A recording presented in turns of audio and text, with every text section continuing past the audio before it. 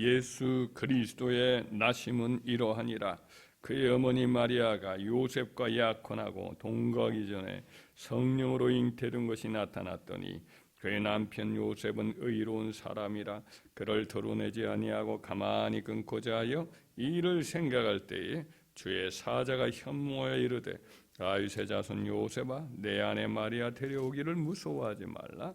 그에게 잉태된 자는 성령으로 된 것이라. 아들을 낳으리니 그 이름을 예수라 하라. 이는 그가 자기 백성을 그들의 죄에서 구원할 자이심이라 하니라. 이 모든 일이 이른 것은 주께서 선지자로 하신 말씀을 이루려 하심이니 이르시되 보라 처녀가 잉태하여 아들을 낳을 것이요 그의 이름은 임마누엘이라 하리라 하셨으니 이를 번역한즉 하나님이 우리와 함께 계시다 함이라. 요셉이 잠에서 깨어 일어나 주의 사자의 분부대로 행하여 그의 아내를 데려왔으나 아들을 낳기까지 동침하지 아니하더니 낳음의 이름을 예수라 하니라. 아멘. 구약 시대에 하나님께서 이스라엘 백성들이 이제 애굽에서 나왔을 때에 시내산에 이렇게 도착을 하였을 때 그들에게 하나님의 백성이 되고 나는 너희 하나님 되리라 이렇게 약속하시고 언약을 서로 맺지요. 그리고 이제 그들에게 함께 동행하기 위해서 성막을 지으라고 하시잖아요. 이 성막을 지으라고 하실 때 모세가 40일 동안 그 시내산에 올라가서 거기서 하나님을 영광을 친히 뵙고 그러면서 이제 하시는 모든 말씀을 자세히 아주 자세히 이렇게 가르쳐 주잖아요. 그리고 모세는 그 하나님이 하신 말씀과 보여주신 그 식양대로 성전을 지어요. 그래서 하나님이 그 거룩하고 그리고 하나님의 뜻대로 순종하고 그렇게 해서 지어진 그 성전에 이제 오시잖아요. 하나님의 영이. 그래서 하나님이 그들과 이제 그때부터 또 40년 동안을 이스라엘 백성과 광야에서 동행을 하시듯이 하나님이 자기 백성에게 오셔서 거처를 함께 하시는 것은 매우 주의 깊은 이 명령과 뜻을 따라 거룩한 처소가 준비될 때 이렇게 함께 동행을 하고 동거를 하잖아요.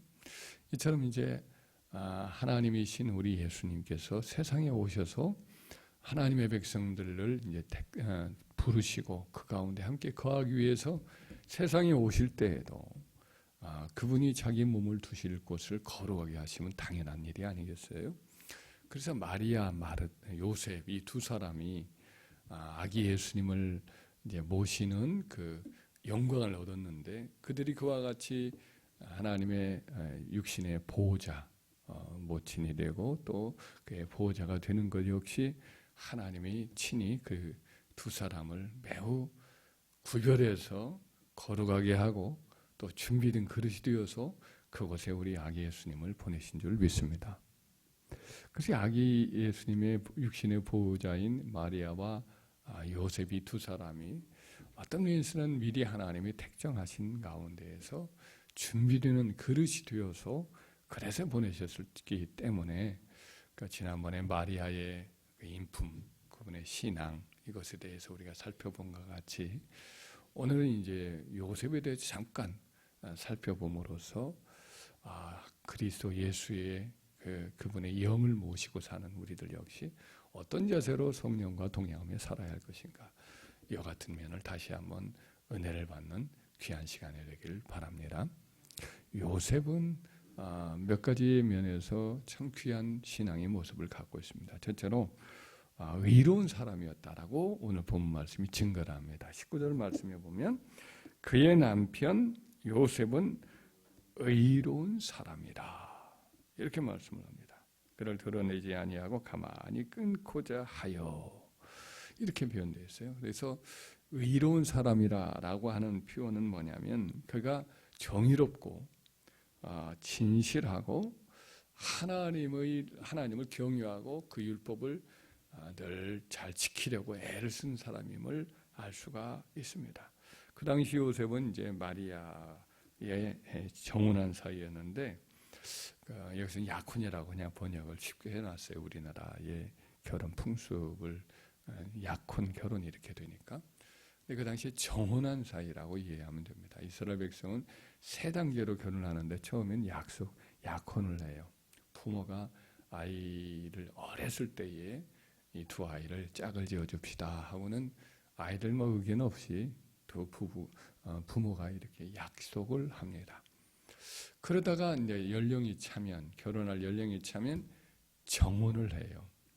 이 두 사람을 결혼식을 합시다 하고 결혼식을 앞두고 한 1년 정도에 앞서서 정혼을 하게 되면 이 두 사람은 이제 이 유대인들 사이에는 법적인 부부로 인정을 받습니다. 결혼식은 안 하고 함께 살지는 않지만은 두 사람을 법적인 부부로 인정을 해서 예를 들어 그 약속을 깨려고 하면 파혼을 해야 돼요. 그리고 두 사람이 결혼한 사이로 모든 사람들이 이해를 하고 그렇게 존중을 하고 인정을 하지요. 만약 이 정혼 단계에서도 파혼을 예를 들어서 이렇게 불미스러운 일로 파혼을 하게 된다 그러면은 그 비난이나 책임이 매우 큰 거예요. 그렇게 된 다음에 정혼 단계를 넘어서 마지막 결혼식을 하게 되고 두 사람이 함께 결혼 생활을 하게 되는 세 단계죠. 그러니까 약혼, 정혼, 그 다음에 결혼 이렇게 세 단계를 하는데 우리 예수님의 모친인 마리아와 그리고 요셉의 이 당시의 관계는 정혼 단계라고 보면 됩니다. 그 결혼식을 앞두고 있는 단계이죠. 그래서 이 두 사람이 만약 이렇게 정혼한 상태에서 약혼 여인 마리아가 이제 임신을 했다. 이런 것은 굉장히 이제 그 요셉의 입장에서는 충격을 받지 않을 수가 없는 상황이죠. 그대로 결혼을 할 수가 없죠. 그건 배신을 당한 입장이죠. 그래서 이 상태에서 사람들이 소문도 난 상태에서 결혼은 도저히 이제 불가능하고 파혼을 해야 되는 상황이다라고 결정을 하고 그는 이제 그렇게 해야만 하는 의로운 사람인 거죠. 그렇게 살아왔고 하나님 앞에 떳떳하게 살려고 했고 사람들 앞에서도 의로운 사람이다 평가를 받으면서 살았던 사람이죠. 이것이 이제 요셉이 하나님이 택정을 받았던 이유 중에 하나입니다. 하나님 앞에 의로운 삶을 사는 거죠. 사람들 보기 이전에 하나님 앞에서 올곧은 사람으로 살아왔던 것이 요셉이었죠. 이 점이 하나님이 아들이신 아기 예수님이 그 가정에 태어나신 귀한 이유입니다. 둘째는 요셉은 온유하고 긍휼이 많은 사람이었다는 것이죠. 이렇게 의로운 사람이었습니다. 의로운 사람이었는데 정혼한 마리아가 부정을 저질렀다라고 하는 의심을 할 수밖에 없는 상황이죠. 절대적인 의심이죠. 이런 것을 맞이했을 때 그는 의로운 사람이기 때문에 공개적으로 비난하고 파혼하고 책임을 물어야 되죠. 왜냐하면 그가 그 책임을 고스란히 그 아는 가운데에서 의로운 사람이라고 하는 그의 어떤 성품에 먹칠이 된 거지요. 배신을 한 상태고 사람들에게 소문이 다 나고 그에게 불명예가 돌아갔기 때문에 그 역시도 그래서 비난을 할 수밖에 없는 상황이었을 거예요. 그러나 그렇게 되면 어떻게 되었을까? 요셉은 생각하는 거죠. 그러면 마리아는 이제 공개적으로 얼굴을 들지 못하고 사는 거죠.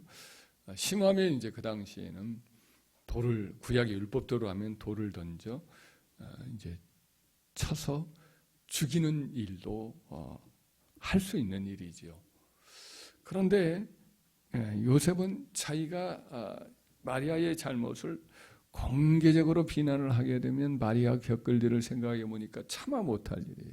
돌 맞은 일도 그건 감히 생각도 할 수도 없었고 또 사람들에게 비난을 당하고 고난을 당할 것이 너무 뻔한단 말이죠.